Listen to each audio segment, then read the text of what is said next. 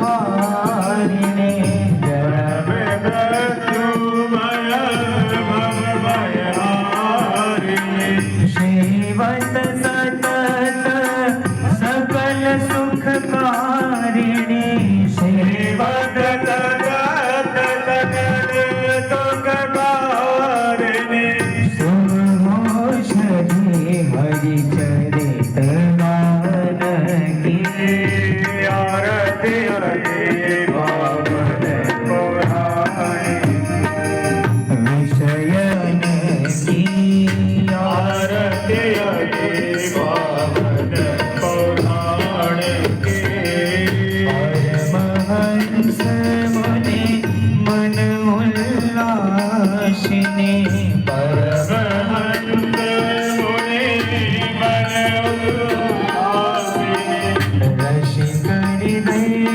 रस रास विलासिनी रसिक हृदय रस रास विलासिनी मोक्ति मोक्ति रति प्रेम सुदासिनी मोक्ति मोक्ति रति प्रेम सुदासिनी अर्घावती जन प्रिय सुजानकी आरती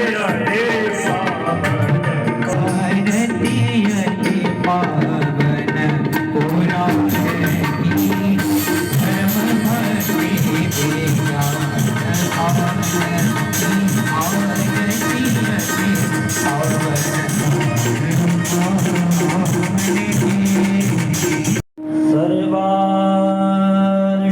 सर्वारिष्टशान्त भवतु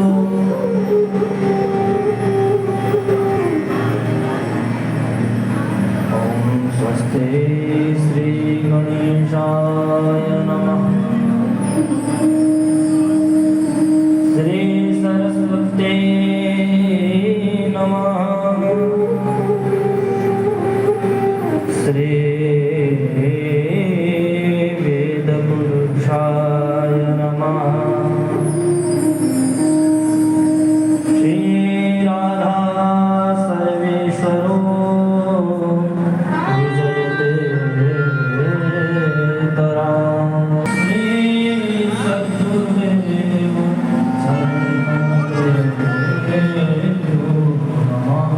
सरस्वती में स्थित हो जाए जिनके आश्रय लेने मात्र से जीव के तीनों ताप नष्ट हो जाते हैं। तापत्रयोन्मूलनम।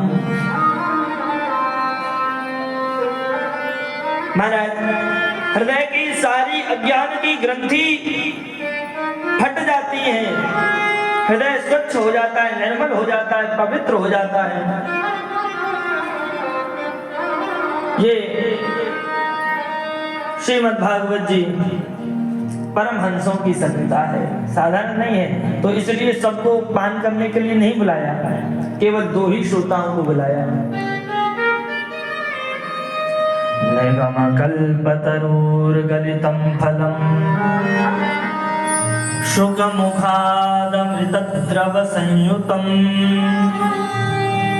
पिबत भागवतं रसमालयम् मुहुर्हो रसिका भुवि भावुका। बोले भाई ये भागवत जी कोई मैं रचना नहीं कर रहा हूँ, व्यास जी कह रहे हैं। ये तो निगम रूपी वेद रूपी कल्प वृक्ष का पका हुआ फल है। गलितम फलम। और सुखदेव जैसे पारखी ने इसमें अपनी चोंच गड़ा दी है। और संसार में प्रसिद्ध है कि तोता यदि किसी फल में चोंच लगा दे तो या तो तोता मीठे फल में ही चोंच लगाता है, या फिर जिस फल में चोंच लगाता है वो मीठा हो जाता है। तो इसको श्री सुखदेव जी महाराज के मुखारविंद से निश्रित वाणी, साधारण नहीं, परिपक्व मीठा फल वेद के कल्प वृक्ष से गिरा हुआ। किसी ने कहा महाराज जब इतने ऊपर से फल गिरेगा पका हुआ तो फूटा नहीं होगा? बोले नहीं, फूटा नहीं, डायरेक्ट नहीं गिरा। बोले कैसे गिरा? बोले शिष्य प्रशिष्य तच्छिष्य ही, वेदा शिष्य प्रशिष्य शाखा के द्वारा, शाखा प्रशाखा पर होते हुए उनके शिष्य ने उनको, उनके शिष्य श्री भगवान से ब्रह्मा जी के पास, ब्रह्मा जी से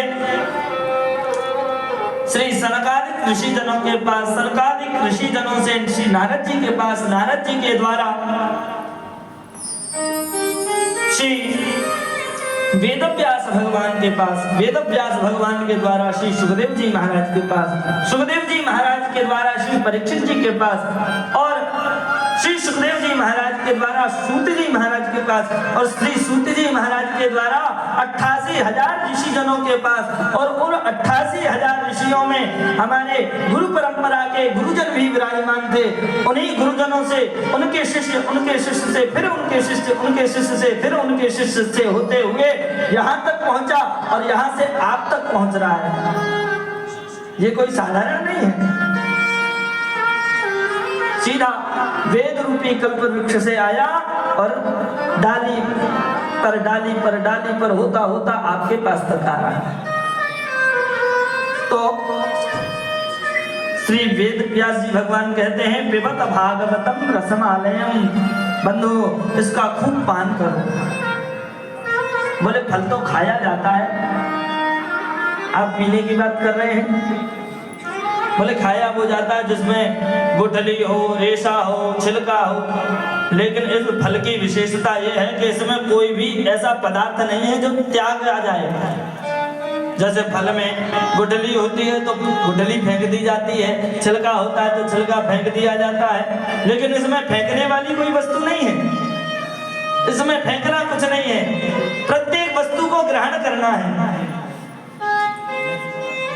एक एक,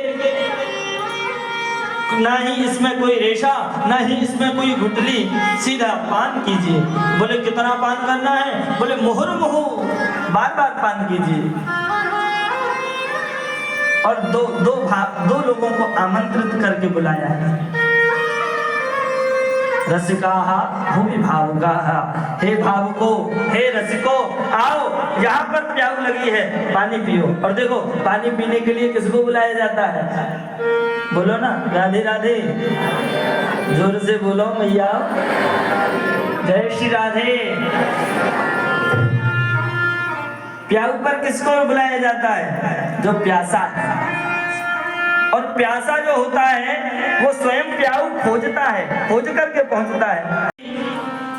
जैसे ही आने लगे तो कुछ क्षण लेट हो गए, लेट हुए, बादशाह अकबर ने इंतजार किया और जैसे ही पहुंचे बीरबल से बोले इतना समय कैसे लगा दिया?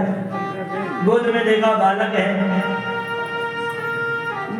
बीरबल बोला महाराज क्या बतावें, ये जो बालक था ना, ये महल में बहुत शोर कर रहा था, रो रहा था, शांत नहीं हो रहा था। मैंने सोचा हम तो जा ही रहे हैं भ्रमण के लिए, इसको भी ले चलते हैं। अकबर ने अपने पुत्र को देखा, बोले ठीक है चलो बैठ जाओ, और नौका में विराजमान हो गए। जब नाव बीच यमुना जी के मझधार में पहुंची, अकबर की दृष्टि अपने बेटे पुत्र पर पड़ी।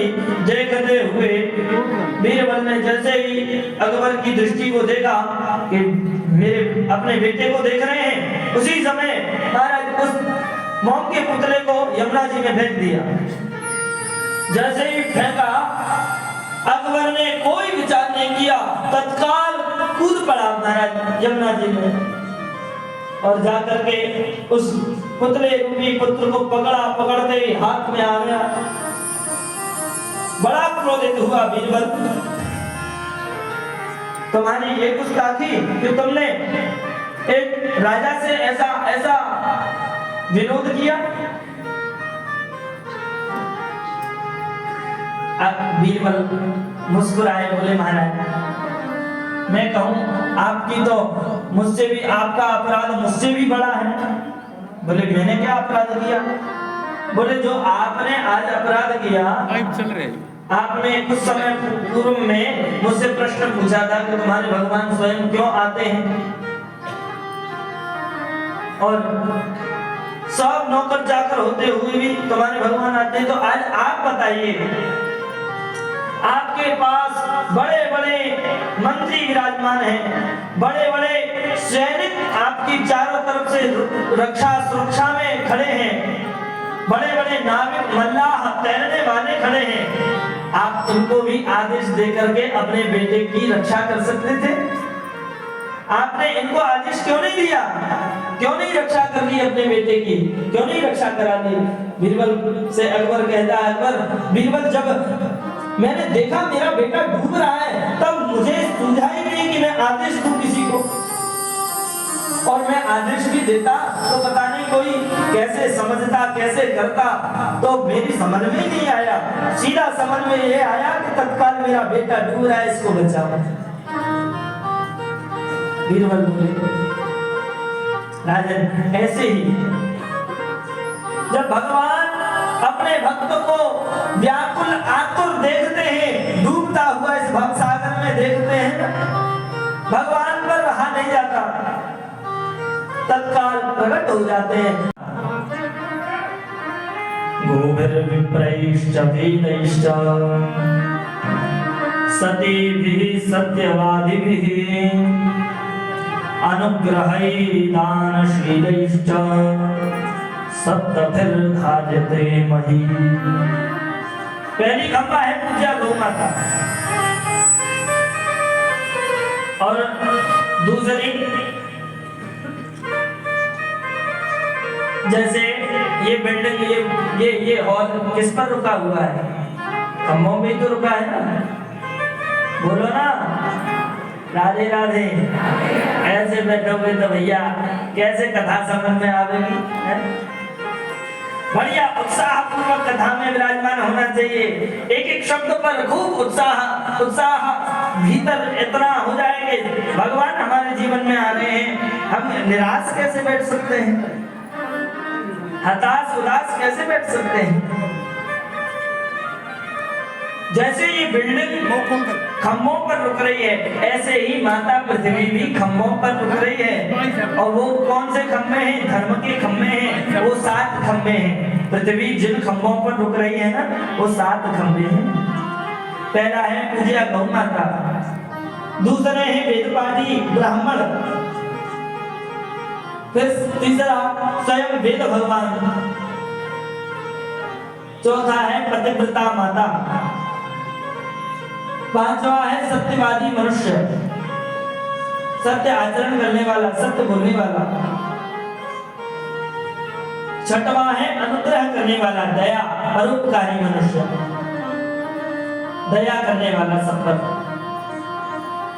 और